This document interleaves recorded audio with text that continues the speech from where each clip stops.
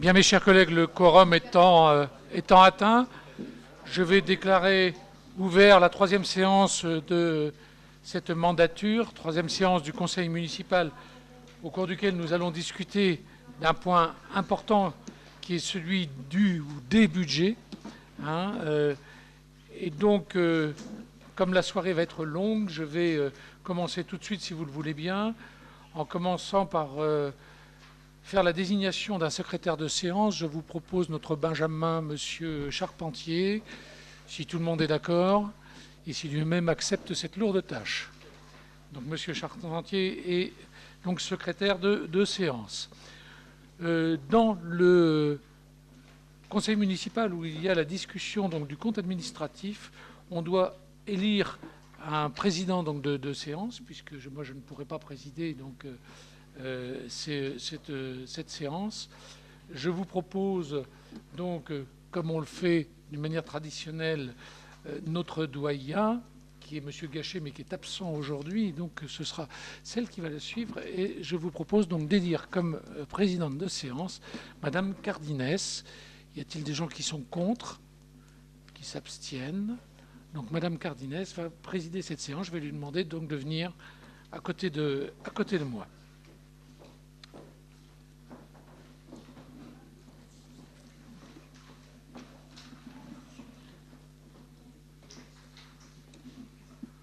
Donc je vous remercie. J'ai reçu un certain nombre de pouvoirs. Celui de M. Gachet à M. Charpentier, celui de Mlle Labarsouk à Mme Simonet, celle de Mme Parpaillon à Mme Reculot, celle de Mme Saint-Lô à M. Bonin et le pouvoir de Mme Constantin à M. Vrignot. Nous avons approuvé un procès-verbal, deux procès-verbaux, même ceux du Conseil municipal du 28 mars 2014 et du 4 avril 2014. Y a-t-il des remarques sur ces comptes rendus? Non, donc je les considère comme adoptés. Je vous en remercie. Je voudrais en ce début de conseil vous demander une autorisation tout simplement pour que ça aille plus vite. C'est qu'on puisse changer un petit peu l'ordre du jour ou l'ordre des délibérations dans l'ordre du jour tel qu'il vous a été donné et qu'on vote les comptes de gestion et les comptes administratifs les uns derrière les autres. Ça ne change rien sur la forme, mais ça me permettra de me sortir qu'une fois, sinon on va faire un balai incessant. Donc si vous en êtes d'accord, on pourrait procéder comme ça. Pas d'opposition? Non, donc je vous en remercie. Nous allons attaquer tout de suite donc l'ordre du jour, en commençant par la première délibération, approbation du règlement intérieur du conseil municipal. La parole est à Monsieur Bonin. Merci, Monsieur le maire. Vu le Code général des collectivités territoriales, la loi fait obligation aux conseils municipaux des communes de plus de 3 500 habitants d'adopter dans les 6 mois suivant leur installation un règlement intérieur ayant pour objet d'organiser le déroulement des séances et de maintenir à l'opposition municipale le moyen juridique d'une expression publique. Ayant entendu l'exposé de son rapporteur, le conseil municipal, après en avoir délibéré, adopte le nouveau règlement intérieur permettant une bonne tenue des séances du conseil municipal. Alors, je ne sais pas si vous avez dû tous lire le conseil. Cependant, je pense qu'il est important, en ce début donc, de mandat, d'en souligner les grandes lignes. Nous allons reprendre les articles très rapidement. On ne va pas tout lire, mais je vais vous donner les grandes lignes de chaque article. Concernant l'article 1, les périodicités des séances, le conseil municipal se réunit au moins une fois par trimestre. Le maire peut réunir le conseil municipal chaque fois qu'il le juge utile. Dans l'article 2, les convocations. La convocation des conseillers municipaux est adressée par écrit sous quelque forme que ce soit au domicile des conseillers municipaux, sauf s'ils font le choix d'une autre adresse. En l'occurrence, vous devez recevoir très régulièrement les conseillers municipaux par par portage par la police municipale. Le délai de convocation est fixé à 5 jours francs. En cas d'urgence, le délai peut être abrégé par le maire sans pouvoir être toutefois inférieur à 1 jour franc. Article 3, l'ordre du jour. Le maire fixe l'ordre du jour. Seules les affaires inscrites à l'ordre du jour sont examinées. À l'article 4, accès au dossier préparatoire. Tout membre du conseil municipal a le droit, dans le cas de sa fonction, d'être informé des affaires de la commune. Dans les 5 jours précédant la séance et le jour de la séance, les conseillers municipaux peuvent consulter sur place les dossiers, les contrats de service public, les projets de contrat ou de marché accompagnés de l'ensemble des pièces s'y rapportant en mairie et uniquement aux heures ouvrables par le secrétariat général, soit de 9h à 12h30 et de 14h à 17h30. À l'article 5, en ce qui concerne les questions orales, les conseillers municipaux ont le droit d'exposer en séance du conseil municipal des questions orales ayant trait aux affaires de la commune. Le nombre des questions est limité à 3 et est proportionnel à la représentativité politique des élus composant l'Assemblée. Le texte des questions est adressé au maire 10 jours francs au moins avant une date de séance du conseil municipal et fait l'objet d'un accusé de réception. Article 6, questions écrites. Chaque membre du conseil municipal peut adresser au maire des questions écrites sur toute affaire ou tout problème concernant la ville et l'action municipale. Le texte des questions écrites fait l'objet de sa part d'un accusé de réception. Le maire répond aux questions écrites posées par les conseillers municipaux dans un délai de 2 mois. Au chapitre 2, concernant les commissions municipales, article 8, le maire est président de droit des commissions. Lors de l'installation de chaque commission, un vice-président est élu. C'est ce qu'on a fait dernièrement. La composition des différentes commissions doit respecter le principe de la représentation proportionnelle pour permettre l'expression pluraliste des élus au sein de l'Assemblée communale. Chaque groupe du conseil municipal, ceux-ci auront la possibilité de présenter un suppléant par commission. Vous avez donc ensuite les 10 commissions qui sont énumérées. Vous les connaissez. Le conseil municipal peut décider également de la création de commissions spéciales pour l'examen d'une ou plusieurs affaires. Les séances de commission ne sont pas publiques. À l'article 9, concernant les fonctionnements des commissions municipales, les commissions peuvent entendre, si besoin est, des personnalités qualifiées. Je prends un exemple. Prochainement, on va parler donc, de certains domaines dans le cadre de la sécurité. Donc la gendarmerie sera présente à cette commission. Les commissions n'ont pas pouvoir de décision et émettent leur avis. Article 10, commission d'appel d'offres. La commission d'appel d'offres est composée par le maire, président, ou son représentant, et par 5 membres titulaires et 5 membres suppléants du conseil municipal. Article 11, comité consultatif. Le conseil municipal peut créer des comités consultatifs. Il en fixe la composition sur proposition exclusive du maire. Chaque comité est présidé par un membre du conseil municipal, désigné par le conseil municipal ou le maire. Au chapitre 3, la tenue des séances. Article 12, présidence. Le maire et à défaut celui qui le remplace préside le conseil municipal. Dans les séances où le compte administratif du maire est débattu, le conseil municipal élit son président. En l'occurrence, ce soir, c'est la doyenne. Article 13, le quorum. Le conseil municipal ne peut délibérer que lorsque la majorité de ses membres en exercice assiste à la séance.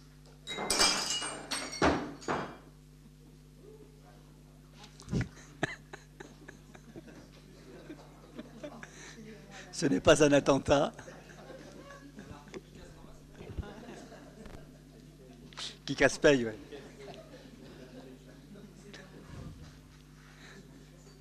Article 14, sur les pouvoirs. Un membre du conseil municipal empêché d'assister à une séance peut donner à un collègue de son choix un pouvoir écrit pour voter en son nom. Un même membre du conseil municipal ne peut être porteur que d'un seul mandat.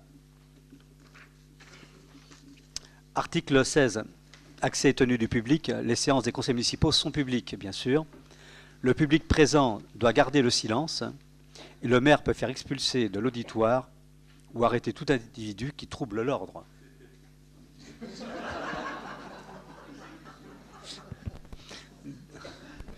D'ailleurs, la chute du verre était prévue qu'à cet instant, d'ailleurs. Article 18. Séance à huis clos. Sur la demande de 3 membres du maire, le conseil municipal peut décider sans débat, à la majorité absolue des membres présents ou représentés, qu'il se réunit à huis clos. Article 19. Police de l'Assemblée. Le maire fait observer et respecter le présent règlement. Le maire a seul la police de l'Assemblée. Je vais très rapidement, hein. Je brosse les grandes lignes. Article 20, fonctionnaires municipaux. Les fonctionnaires municipaux assistent, si nécessaire et sur invitation du maire, aux séances du conseil municipal. Ils ne prennent la parole que sur invitation du maire. Chapitre 4, l'organisation des débats et le vote des délibérations. Alors, à l'article 22, pour les débats ordinaires, la parole est accordée par le maire aux membres du conseil municipal qui la demandent, et ils ne la prennent qu'après autorisation du maire. Au-delà de 5 minutes d'intervention, le maire peut interrompre l'orateur et lui demander de conclure rapidement. Ça, il faut que j'aille vite. Si un orateur s'écarte de la question, le maire seul l'y rappelle. Si un membre du conseil municipal trouble la séance par des interruptions ou des attaques personnelles, la parole peut lui être retirée par le maire, qui peut faire application des dispositions prévues à l'article 19. Article 23. Les débats d'orientation budgétaire. Un débat d'orientation budgétaire a lieu dans un délai de 2 mois précédant l'examen de celui-ci. Chaque élu peut s'exprimer en principe sans qu'il ait limitation de durée. Toutefois, le conseil municipal peut fixer sur proposition du maire le nombre d'intervenants ayant à prendre la parole et la durée d'intervention impartie à chacun d'entre eux. Article 24, suspension de la séance. Les suspensions de séance sont décidées par le maire.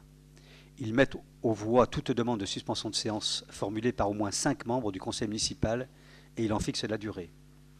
Il ne peut y en avoir plus d'un quart du nombre des délibérations proposées dans l'ordre du jour. Article 27, concernant les votes. Les délibérations sont prises à majorité absolue des suffrages exprimés. Les bulletins nuls et les abstentions ne sont pas comptabilisés. En cas de partage, sauf le cas du scrutin secret, la voix du maire est prépondérante. Il est voté au scrutin secret toutes les fois que le tiers des membres présents le réclame ou s'il s'agit de procéder à une nomination ou une représentation.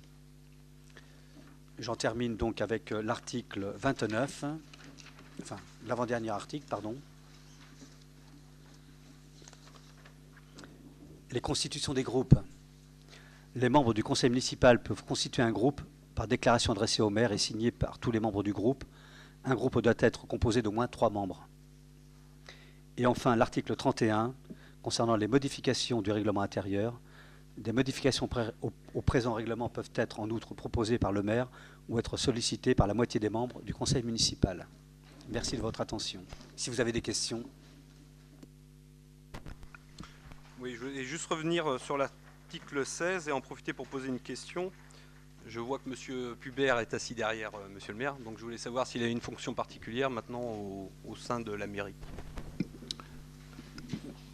Oui, en effet, bon, il a une fonction de cabinet. Hein, voilà.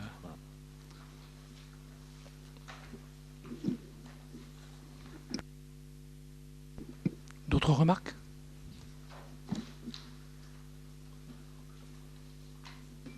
Non.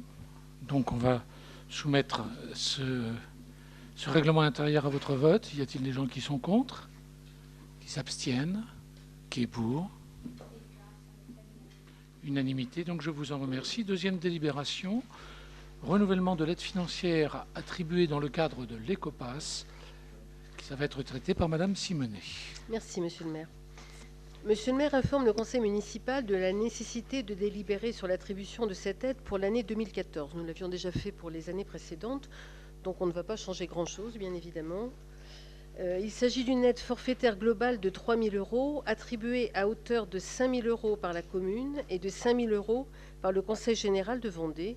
Les conditions d'attribution de 1500, oui, pardon, 1500 € par le Conseil général de Vendée.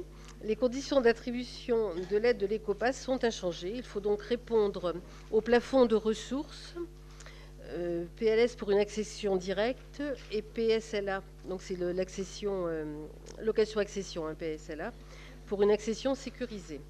Construire ou acquérir un logement neuf ou en location-accession en vue de l'occuper à titre de résidence principale, acquérir un logement ancien situé en centre-bourg bénéficiant d'une étiquette initiale égale à D, E ou F et réaliser des travaux avec un gain de performance énergétique d'au moins 30%, une prime complémentaire de 1 500 € sera versée par le Conseil général aux ménages en accession directe à la propriété d'un logement neuf sur une parcelle inférieure ou égale à 500 m².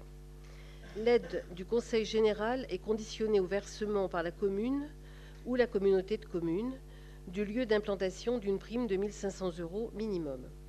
Après avoir entendu l'exposé de son rapporteur, le conseil municipal, après en avoir délibéré, décide de renouveler l'aide financière Ecopass telle qu'exposée ci-dessus, de retenir les critères du conseil général pour accorder l'aide communale, que l'aide accordée par bénéficiaire sera de 1 500 €, d'arrêter le nombre de primes à 5 pour l'année civile, de confier l'instruction des demandes d'aide à la DIL, autorise le maire à attribuer et verser la dite prime aux acquéreurs éligibles au vu de la vérification faite par la DIL des documents ci-après, avis d'imposition N-2 du ou des bénéficiaires, offre de prêt délivrée par l'établissement bancaire, attestation de propriété délivrée par le notaire, diagnostic de performance énergétique dans le cadre de l'achat d'un logement ancien. Et autorise le maire ou moi-même à signer tout document à venir se rapportant à cette affaire. Donc c'est une délibération que nous avons déjà prise les autres années. Et on limite à 5 pour l'instant. Il est évident que si on a plus de 5 demandes, je pense qu'on en votera une nouvelle.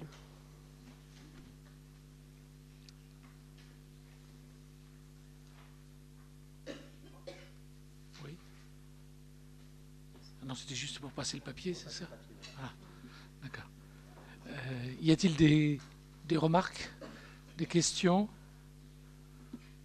Non, donc je soumets cette délibération à votre vote. Y a-t-il des gens qui sont contre, qui s'abstiennent, qui est pour? Unanimité, donc je vous en remercie. Troisième délibération, lotissement d'habitation Michel Moy, concession d'aménagement Vendée Expansion, compte-rendu financier de décembre 2013. La parole est à Madame Simonet. Merci, Monsieur le maire. Monsieur le maire rappelle que le 13 octobre 2011, la commune avait confié à Vendée Expansion la réalisation, dans le cadre d'une concession d'aménagement, du lotissement d'habitation dénommé Michel Moy. Il signale qu'il avait demandé à Vendée Expansion, l'aménageur, d'établir le compte-rendu financier des activités objet de la convention, de définir les perspectives possibles d'évolution et leurs incidences financières. Cette situation au 30 décembre 2013 est la suivante. Les travaux d'aménagement ont permis de viabiliser l'îlot tertiaire de 4000 m², la parcelle pour les 4 logements locatifs sociaux et 14 lots individuels. Une parcelle de 1407 m² a été vendue à l'APSH, une parcelle de 2025 m² a été vendue à la société Concept TI pour l'agence Pôle emploi et une parcelle de 829 m² a été vendue à Vendée Habitat. Pour financer cette opération, Vendée Expansion a contracté un emprunt de 800 000 € remboursable sur 4 ans. La trésorerie de l'opération au 30 septembre 2013 présentait un solde créditeur de 150 679,59 €.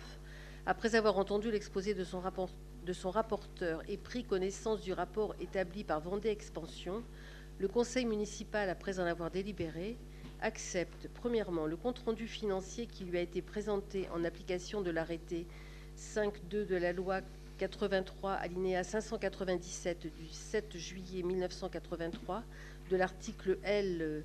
1523.3 du Code général des collectivités territoriales et L. 305 du Code de l'urbanisme. Deuxièmement, les bilans et plans de financement prévisionnel actualisés par Vendée Expansion sur la base de la balance comptable du 30 septembre 2013 et autorise Monsieur le maire ou Monsieur Gachet, adjoint au maire, à signer tout document relatif à ce bilan et compte-rendu financier de décembre 2013, ainsi que toute pièce, acte ou mandat se rapportant à ces décisions. Donc l'annexe 2, vous avez donc vu le compte-rendu financier. Il vous donne tous les détails des différentes opérations, ainsi que la situation financière à ce jour. Et vous aurez peut-être pu remarquer que si dans un premier temps la commune avait décidé d'importer aucune participation financière, dans le cadre de l'Ecopass, avec le conseil général, on a donc décidé d'opter pour une participation. Voilà. Des remarques ou des questions? Oui, monsieur Nolot. Oui, quelques remarques. Sur le fait que la situation financière est pour l'instant acceptable, mais qu'il faut vendre rapidement, avant le mois d'août, 4 terrains pour pouvoir équilibrer la prochaine échéance, devient inquiétante. Et je voulais savoir s'il y avait déjà une garantie de la ville derrière pour assurer le fait que Vendée Expansion puisse demander cette garantie. L'autre question était le fait que ces terrains étaient vendus 73 € le mètre carré et qu'on arrivait à 87,60 € TTC, alors que la moyenne sur les 14 premiers terrains est à 82 €. Donc, ce qui fait le prix hors taxe à 68,28 € et donc une perte par mètre carré et par terrain de 4,72 €. Donc, je voulais savoir comment allait être récupéré ce prix du mètre carré sur les terrains. Est-ce que c'est sur le prochain, donc la prochaine zone? Et savoir donc assez rapidement si la garantie de la ville est assurée par derrière Vendée Expansion. Alors, une réponse globale, hein, parce que ça demande une réponse globale. En fait, l'équilibre du budget se fait à la fin du lotissement, à la clôture. Donc, si vous voulez, il peut y avoir des évolutions, et c'est vrai que pendant un moment, il peut être déficitaire, puis ensuite équilibré. La diminution du coût des terrains, ça a été à la demande de la ville, tout simplement parce qu'aujourd'hui, dans la crise, et du fait des différences de coûts de terrain qui existent, du son intramuros et à l'extérieur, il faut se rappeler que là, il suffit de bouger de 300 mètres, un peu plus loin, pour tomber sur des terrains qui sont moins chers, mais c'est la loi de l'offre et de la demande. Donc, si nous voulons attirer des gens sur ce lotissement, comme ça l'a toujours été fait d'ailleurs dans les lotissements communaux, eh bien, il y a une diminution du prix et l'équilibre viendra du budget général de la ville. Mais ça, c'est globalement des choses qui se font, puisque, si vous voulez, pour répondre justement à une des demandes qui avait été les vôtres, pour pouvoir attirer certaines personnes donc, sur le territoire luçonnais, il faut que les prix soient compétitifs et acceptables par rapport au budget, en particulier des jeunes ménages qui viendraient sur Luçon. Et donc, il n'y a pas d'autre moyen, du fait du coût initiaux des terrains, qui sont beaucoup plus chers à Luçon intramuros qu'à l'extérieur, eh bien, on est bien obligé de faire un équilibre qui est un équilibre différentiel, de manière à pouvoir amener des gens à acheter ces terrains. C'est uniquement une histoire de concurrence. Peut-être que, quitte à être déficitaire, il aurait peut-être fallu marquer un peu plus cette différence de prix, parce qu'à 82 € le mètre carré, si on prend les Bleuets qui est à 83 € ou le Lucius à 84, il n'y a pas une grande différence entre un lotissement communal et un lotissement privé aujourd'hui. C'est exact, ce sont des lotissements qui ont été jusqu'à 110 € le mètre carré, et qui sont revenus en arrière. Donc, si vous voulez, nous, il ne fallait pas qu'on soit aussi, il fallait pas non plus qu'on soit aussi au-dessus, donc qu'on soit attractif. Non, mais aujourd'hui, le problème, c'est que ce sont les privés qui se sont alignés sur le lotissement Moïse. Tant mieux. Ce qui est déjà pas mal, certes. Tant mieux. Mais est-ce que pour vendre ces 14 terrains restants, il ne faudrait pas faire encore un geste pour s'aligner? On verra. On verra si jamais c'est pas impossible. Hein. C'est une question de suivi. On va voir si aujourd'hui. Ce que je dis, c'est quitte à être déficitaire, peut-être on pourrait être déficitaire en baissant le prix et permettant ainsi de vendre les terrains. Voilà, j'avais compris. Oui. Je veux dire tout simplement qu'on verra. Peut-être que dans 6 mois, on sera enclin à proposer quelque chose de plus bas. Hein, vous avez raison. Maintenant, on sent quand même un léger frémissement dans les achats de terrain, etc. Donc, on va voir où on en est. Hein. Moins la ville mettra la main à la poche, mieux ça vaudra. Il y a déjà un engagement de prix d'ailleurs sur un terrain avec une remise de 10 000 € pour faciliter. Et actuellement, on est à 60. Oui, bien sûr, on a toujours la garantie. Vous l'avez par l'équilibre du budget, de toute façon. Hein, on a dit qu'on le ferait sur les 4 premiers, enfin, pour aider sur les 4 terrains. Donc, il y a déjà un engagement là sur 1. Voilà. D'autres questions? Non. Donc, je le soumets à votre vote. Y a-t-il des gens qui sont contre? Qui s'abstiennent? Pardon. Oui, abstention? D'accord. Qui est pour?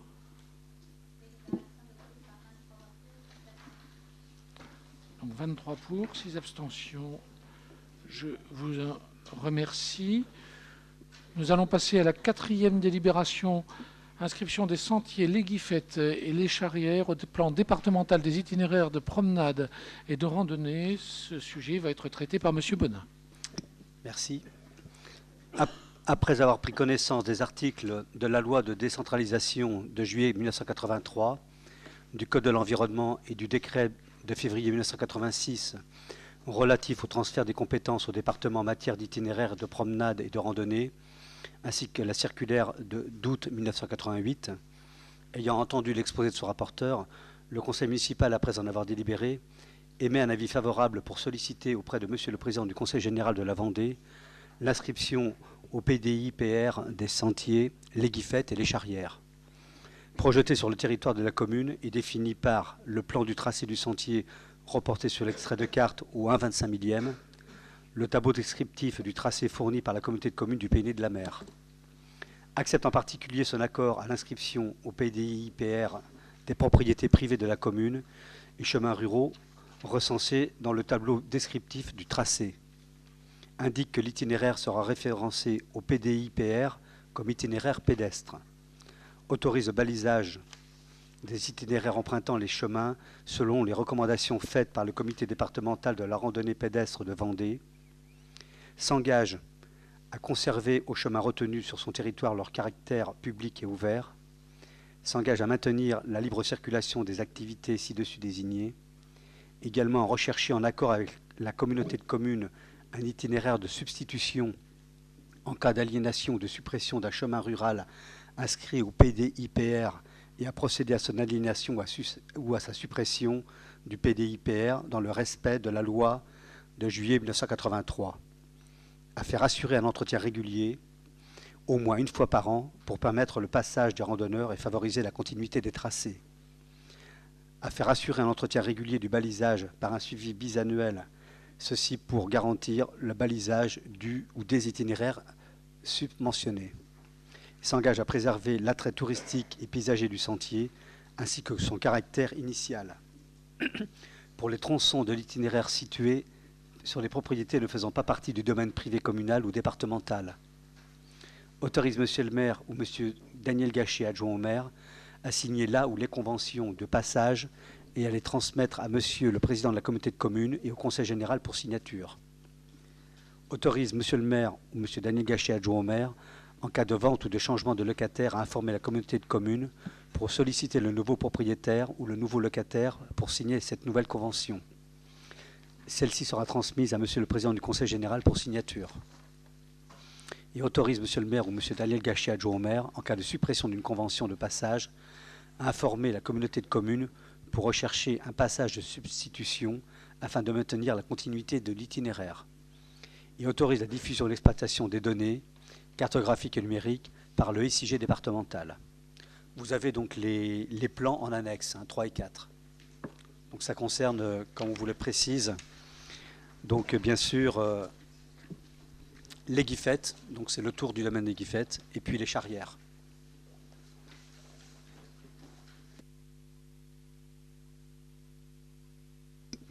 Des remarques ou des questions? Non, donc je le soumets à votre vote. Y a-t-il des gens qui sont contre? Qui s'abstiennent? Qui est pour? Unanimité, donc je vous en remercie. 5e délibération, vente de 2875 mètres carrés à la société Adim Ouest en zone économique Ferme-Neuve pour la construction du futur pôle des services fiscaux. La parole est à Monsieur Bonin. Merci Monsieur le maire. Vu le Code général des collectivités territoriales, vu le document d'arpentage de la SCP Ciodo-Bourgoin, dressé et numéroté le 5 novembre 2012, divisant la parcelle municipale ZT 191, 6 chemin de Maran, en ZT 204 et 205, dont les superficies respectives sont 1053 mètres carrés et 4386 mètres carrés, considérant qu'un artisan souhaitait se porter acquéreur de la parcelle ZT 204, considérant qu'une partie de la parcelle ZT 205 intéressait la société Adim Ouest pour que puisse s'y construire le futur pôle des services fiscaux, la réalisation du centre commercial Leclerc est de nature à renforcer l'attractivité commerciale du secteur. Il est donc proposé un prix de 20 € hors taxe le mètre carré.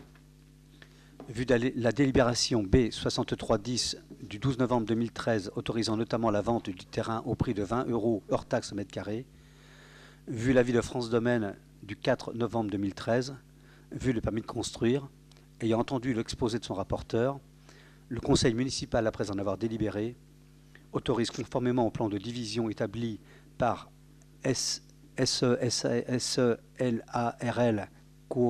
Coyodé Albertini la vente de 2875 m² de la parcelle provisoire ZT205 d'une superficie de 4386 m², anciennement cadastrée ZT191, 6 chemin de Maran à Luçon, à la société Adim Ouest, représentée par son directeur, M. Hervé Baron, dont le siège est situé rue des Meuniers, ZA au des Couerons, à Couéron, donc, pour une somme de 57 500 € hors taxe. Autorise M. le maire à signer l'acte notarié portant transfert de propriété au profit de la société Adim Ouest, avec faculté de substituer toute personne morale mandatée par elle et d'une manière générale de donner toute latitude à M. le maire pour mener à bien cette opération.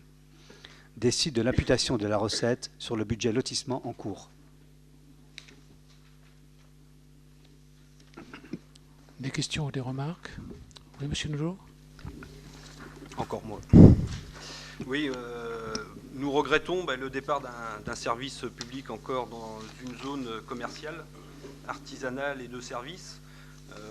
La mise en place de ce service avec les flux et l'absence maintenant de service en plein centre-ville, nous le regrettons. Maintenant, on aurait peut-être aimé s'il y avait obligatoirement un déplacement de ces services, peut-être le rééquilibrer plus sur l'ouest, peut-être dans la ZAC du Bois-Luneau.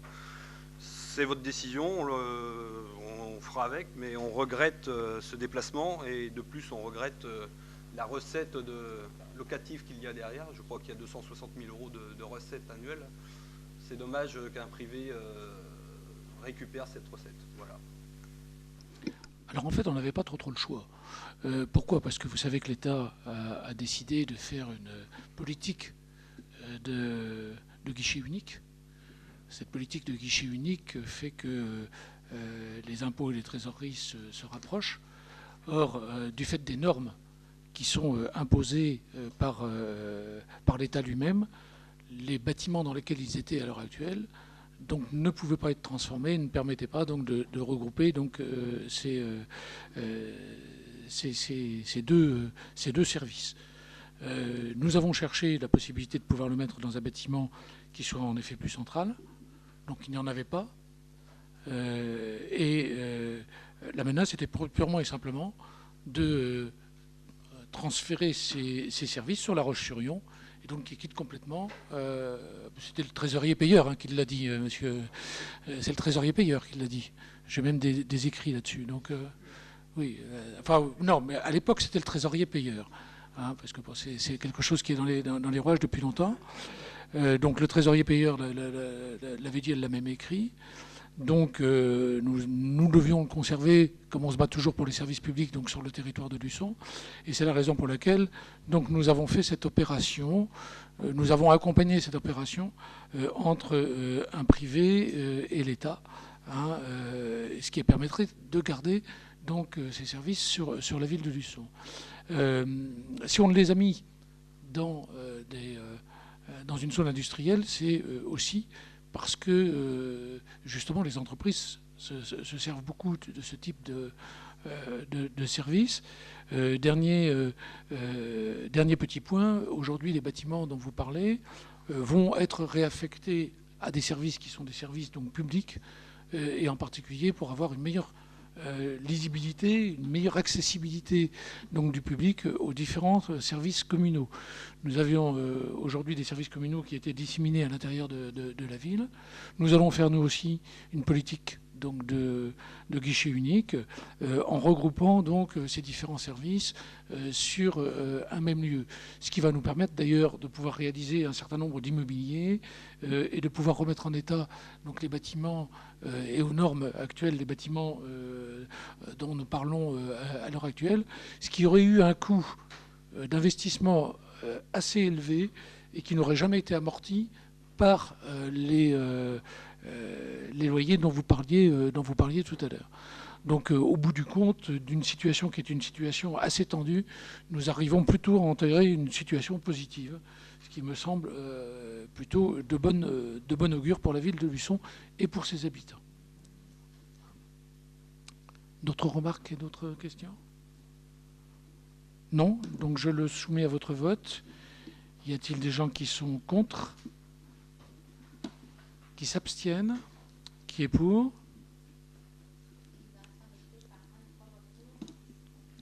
Donc 23 pour, 6 contre. Je vous en remercie.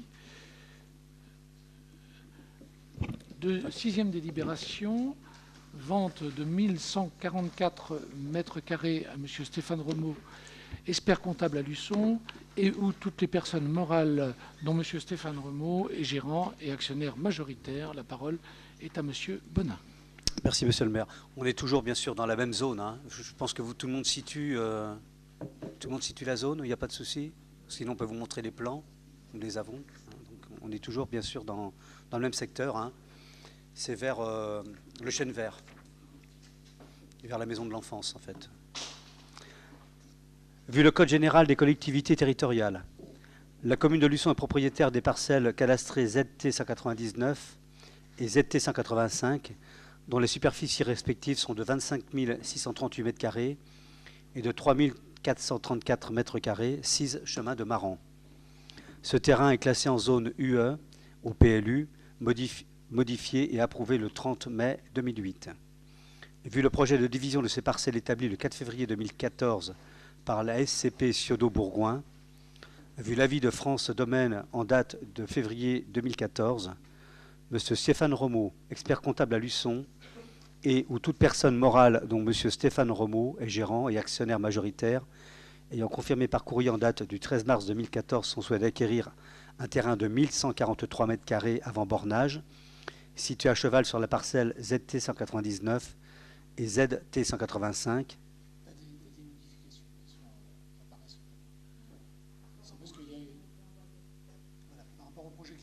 Ah pardon, excusez-moi. Par rapport aux projets qui ont été envoyés, il y a des petites modifications. Ce sera en particulier sur l'attribution des numéros, hein, de parcelles. Donc les bonnes numéros de parcelles sont celles qui apparaissent. Bon, on va lire le document ici. Hein. Ouais.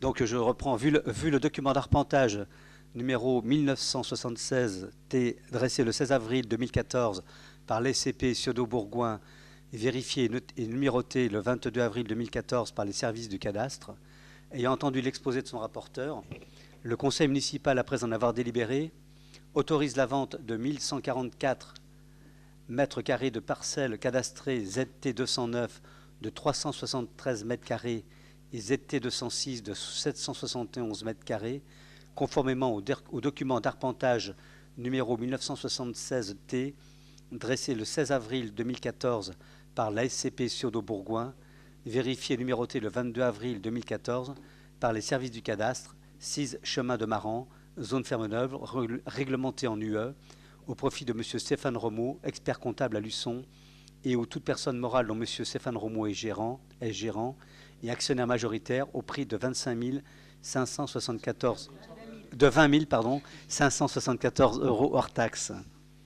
Autorise M. le maire à signer l'acte notarié portant transfert de propriété au profit de M. Stéphane Remeau, expert comptable à Luçon, et où toute personne morale dont M. Stéphane Remeau est gérant et actionnaire majoritaire, et d'une manière générale donne toute latitude à M. le maire pour mener à bien cette opération. Décide de l'imputation de la recette sur le budget principal. Des questions ou des remarques? Monsieur Delot? Je suppose que c'est le déplacement de son officine. Tout à fait. Oui, c'est une officine. Son cabinet. Oui, c'est son cabinet. Oui. Son cabinet, oui, tout à fait. Non, si on a pour de raison de rentrer dans le sujet, on peut juste remarquer et être déçu d'un déplacement encore de service dans cette zone aspirateur. Voilà. Si vous voulez, c'est même pire que ça. En fait, si vous voulez, aujourd'hui, alors j'ai appris, hein, comme sans doute, je vais vous l'exposer maintenant, peut-être que vous allez l'apprendre. Aujourd'hui, les experts comptables ont besoin d'être sur des voies de passage et demandent eux aussi d'être tout simplement visibles de la route parce que voilà, ils ont des services qui sont des services différents que dans leur métier, je veux dire, d'autrefois. Hein, et donc, il a besoin de visibilité. Il faut savoir que on a rattrapé Monsieur Remeau sur Luçon, qui devait tout simplement partir dans une commune voisine parce qu'il avait trouvé des terrains en façade. Et donc, parce qu'il tenait particulièrement à rester à Luçon, et parce qu'on a réussi à trouver donc justement ces découpages, qu'on a réussi à le garder ici. Sinon, carrément, il quittait même carrément la ville, puisqu'il était moins visible, et dans le centre-ville, là où il n'était pas aussi visible que là où c'est un endroit de fort passage, hein, puisque sur l'entrée de Luçon, vous avez quand même pas mal de passages. Voilà, donc la raison est là, c'est l'évolution plus de la profession d'expert On ne comptable. juge pas le Oui, choix oui. professionnel. Hein. Oui, non, je vous explique, hein, c'est plus l'évolution du métier d'expert comptable qu'une volonté de sa part d'être à l'extérieur de Luçon plutôt qu'à l'intérieur. C'est tout simplement l'évolution de sa propre profession. Voilà. D'autres questions ou remarques?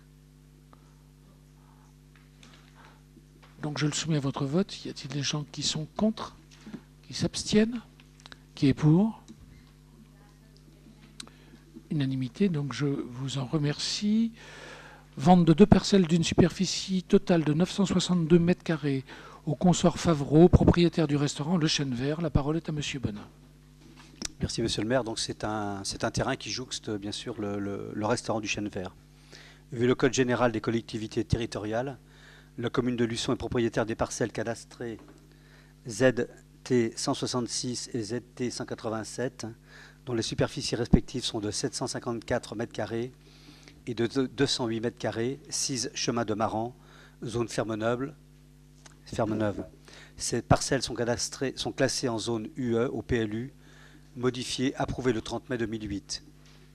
Vu l'avis favorable de France Domaine en date de février 2014, estimant la valeur totale de ces 2 parcelles à 7 200 € hors taxe, considérant le courrier en date de mars 2014 des consorts Favreau, propriétaires du restaurant limitrophe Le Chêne Vert, confirmant leur souhait d'acquérir ces parcelles, ayant entendu l'exposé de son rapporteur, le conseil municipal, après en avoir délibéré, autorise la vente des parcelles cadastrées ZT 166 et ZT 187, dont les superficies respectives sont de 754 mètres carrés et 208 mètres carrés, 6 chemins de Maran, zone économique neuve, au profit des consorts Favreau, propriétaires du restaurant limitrophe Le Chêne Vert, au prix de 7 200 € hors taxe. Il autorise Monsieur le maire à signer l'acte notarié portant transfert des propriétés au profit des consorts Favreau et de manière générale de donner toute latitude à Monsieur le maire pour mener à bien cette opération. Il décide de l'imputation de la recette sur le budget lotissement en cours. Questions ou remarques? Monsieur Nolot? Oui, ces terrains, c'était les terrains qu'il utilise pour stationner ses camions, non? Oui. En fait, c'est des terrains qui appartenaient encore à la ville. Il n'y avait pas Il n'y avait pas de il location. n'y avait pas de convention, en fait, si vous voulez, dessus. Et donc, il en fait l'acquisition définitive. Bon, voilà, c'est une bonne chose. Juste pour le restaurant est là. Vous voyez, ce sont les 2 petits terrains là ici qui sont à côté. Ça sert de parking. D'autres questions ou remarques? Y a-t-il donc des gens qui sont contre, qui s'abstiennent, qui est pour? Donc à l'unanimité, donc je vous en remercie.